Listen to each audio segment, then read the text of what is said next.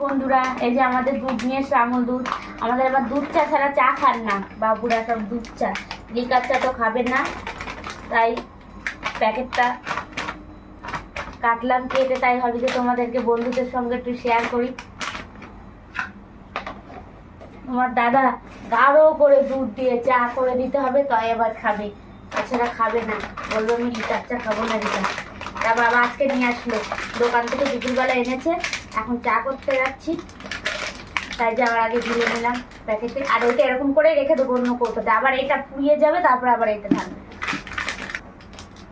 আগের প্যাকেটটা শেষ হয়ে গেছে, দিয়ে তারপরে এইটা আবার ঢাললাম, চালু করলাম। এটা আজকে নিয়ে আসলো বাবা।